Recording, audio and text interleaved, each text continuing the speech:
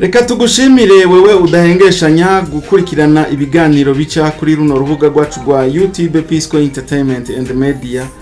Sangwe ikaze muri kino kiganiro ko mwama mwabikoze. Iki kiganiro ni kiganiro kigomba kigaruke ku muntu umwe novuga yuko dusangiye umwuga, kuko nanje uyu munsi novuga yuko ndi umunyamwuga, nanje ndi mu YouTuber. Uno munsi ndiko ndakora ibiganiro bica kuri runo rubuga rwacu rwa YouTube Pisco Entertainment and Media, kandi hari abantu benshi bamaze gufashwa, kuko hari abantu benshi bakunze kuvuga bati burya ibiganiro vyawe uriko uradushikiriza ni ibiganiro bimeze neza, turakunze kugukurikirana. Rero abo bantu nabagaciro kuri jewe, kuko mu gihe uba uriko uratamba utirorera, hari abandi baba bariko barakurorera, abari ibintu bimeze neza cyane. Rero abantu mukurikirana no rubuga, Imana ibahezagire, mubandanye mu sharing ibi biganiro bica kuri runo rubuga rwacu, kugira ngo bimotive abantu benshi. Hari abantu benshi bizofasha, haba mu biganiro vya motivation, haba mu biganiro vy'amakuru agezweho, canke haba no mu biganiro vy'amateka y'abantu bamwe bamwe mwahora mubona mugabo mutari muzi amateka yabo. Ivyo biganiro birakunze guca rero kuri runo rubuga rwa YouTube Pisco Entertainment and Media. Rero turabashimira cyane gose. Hama rero uyu munsi n'umunyamwuga asanzwe akoresha urubuga rwa YouTube. Uyu nawe n'uwundi yamenyekanye ku izina rya MrBeast. MrBeast muti none uyo MrBeast no wahehe? Uyo MrBeast ico no kubwira cambere coco niwe wa mbere akurikiranwa n'abantu benshi basanzwe bakoresha runo rubuga rwa YouTube. Akurikiranwa n'abantu bagera ku miliyoni 477 barenga. Murumva, akurikiranwa n'abantu imiliyoni 477 bakurikira urubuga rw'uyu munyamwuga, uyu mu YouTuber wa mbere kw'isi yose yitwa MrBeast. Muti MrBeast none yatanguye ryari? Yavukiye hehe? Yoba yavutse ryari? MrBeast yavutse mu mwaka w'igihumbi kimwe amajana 998. Murumva afise imyaka mikeya cane, ntarashikana imyaka 30, mugabo no mu miliyardere, uwo bita umubillionaire. Urumva yuko ari umuntu akomeye cane. Akaba yatanguye gukoresha urubuga rwiwe rwa YouTube rwitwa MrBeast 6000.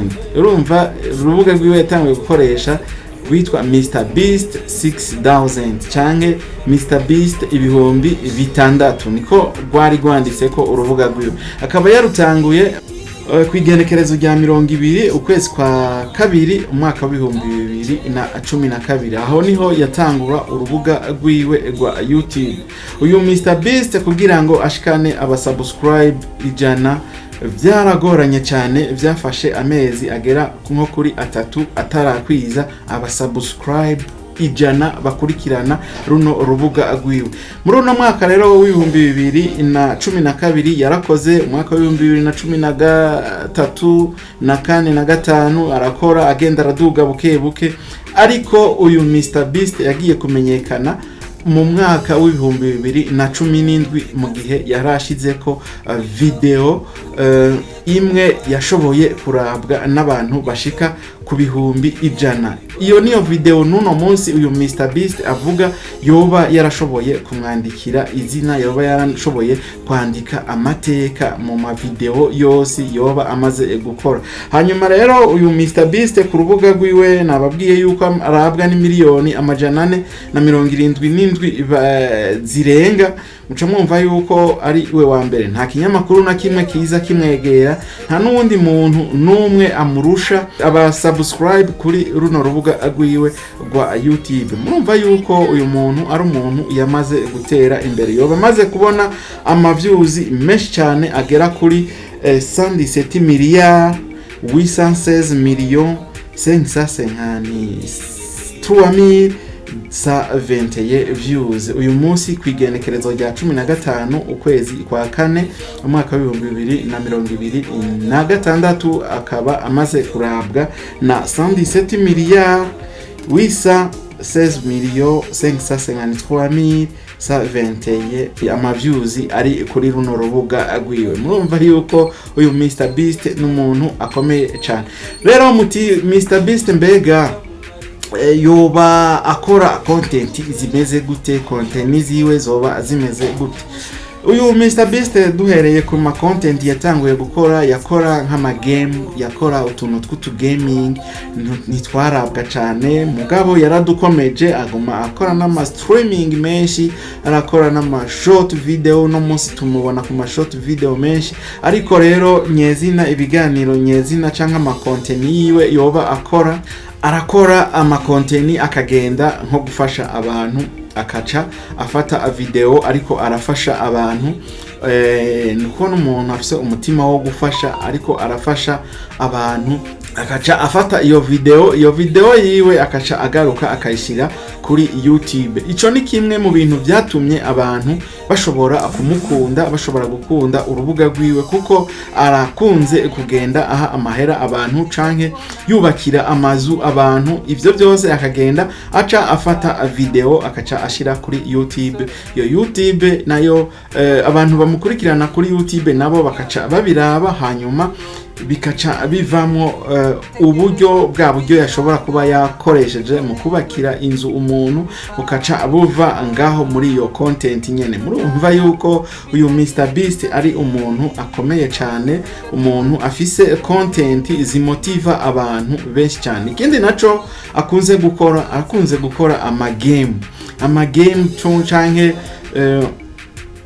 udukino, ukaza usanga ariko arakinisha abantu bakora nk'utuntu tw'amahiganwa, utwo natwo nyene akaba ariko arafata na kamera ariko arafata video, ukaza usanga utwo tuntu natwo agiye kudushira kuri rwa rubuga rwiwe, tuciye tumuzanira ayandi mahera asumba na twatu gaming yashoboye gukinisha, twatuntu tw'amahiganwa yashoboye gukinisha, ukaza usanga natwo tuciye tumuzanira amahera menshi cyane asumba na yayandi yakoresha mu gukoresha ya mahiganwa. Murumva yuko uyu musore ari umuntu woshobora kwigira ko nawewe uravye ukuntu yatanguye, kuko atanguye urubuga muri 2012, mugabo urubuga rwiwe rugatangura kwandika amateka muri 2017, imyaka 5 ari kuri turavuga atigera asiba gukora.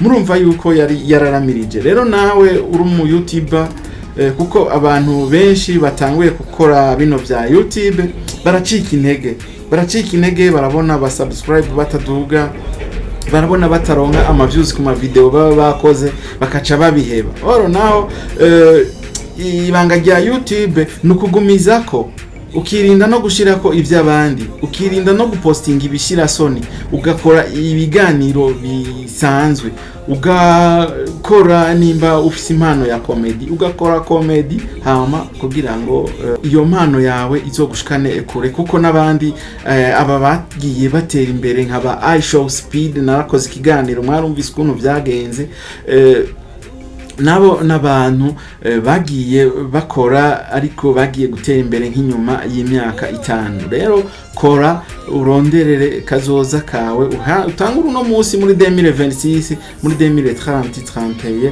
hazoba hari gihe usanga urubuga rwawe rwamaze gushinga imizi, urubuga rwawe rutabura na $500 canke rutabura na $1000 yinjira mu minsi 28, kuko YouTube batanga bahemba après 28 jours. Rero ico tworabira kuri bano bantu bateye imbere, baterera imbere kuri zino mbuga ngurukana bumenyi, na cyane runo rubuga rwa YouTube, uko niko turiko turavuga ukuntu batanguye byari bigoye. Uno munsi ntuce utangura gukoresha YouTube nguce ugomba guhitinga nka I show speed canke gushaka gukora nk'uyu yabitanguye akiri umwana mutoya, arakura ariko après 5 niwe yagiye kubona umusaruro kuri runo rubuga rwa YouTube. Rero ngaha anye batubwiye yuko yanatanguye urubuga rwa YouTube akiri mutoya, yatanguye urubuga rwa YouTube afise imyaka 13.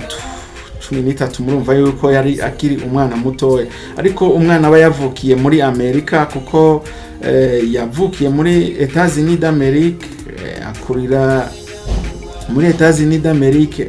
Murumva yuko nawe abari umwana abona kure cyo kimwe n'uwo yavukiye ushago hari iwacu Birimani mu misozi, umwana w'imyaka 13 abafise impano n'ivyo, ariko nk'ibi vy'imbuga ngurukana bumenyi wazusanga biriko biramugora. Ariko sikuvuga ngo byo biriko biramugora, hariho nk'abukana nabonye k'ingozi kavuga nk'icongereza nkakajyanye mwoka girira urubuga rwako kora nkaga content creator kajya kotera imbere biteranye n'ubwoba, kuko n'umwana afise impano agomba gakora n'ama content mu rurimi rw'icongereza, wosanga ari umuntu akomeye cyane yo aba akurikirwa n'abantu bari no mu bihugu bavuga icongereza. Rero no mu Burundi impano ziriho, mubonye umwana afise impano nka Nuru kuri Facebook muramubona yuko ifite impano nka zimwe za Kacamani, nk'ujya murashobora kumushigikira akasumbye hajyanye, hanyuma mu minsi akazoba ariko aramura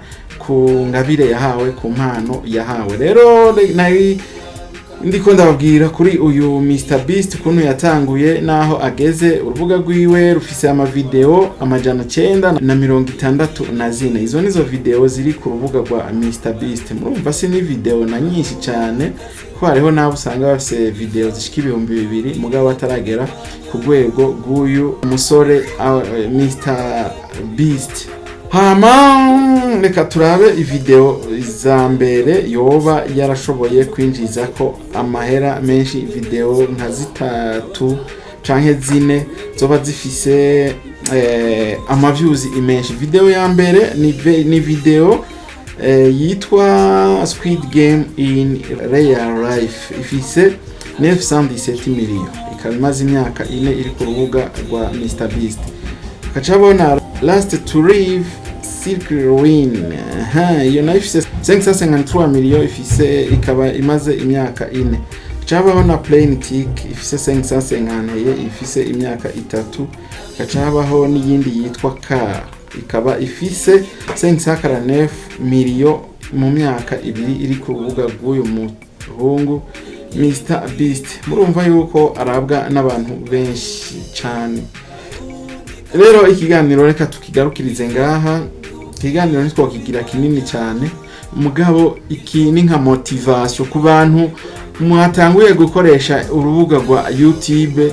Kora cyane kugira ngo muze mube nk'aba bantu batanguye bigoye, mugabo uyu munsi ari ivyamamare, ari bo bantu ba mbere bariko bararabwa cyane. Ashize ko video inyuma y'isaha iba yamaze kumuha nka $10,000. Murumva yuko ari ibintu byiza cyane. Rero reka dusubire mu kindi kiganiro naho utaha. Sikoroge nije nabateguriye kino kiganiro. Imana ibahezagire. Merci beaucoup. Au revoir.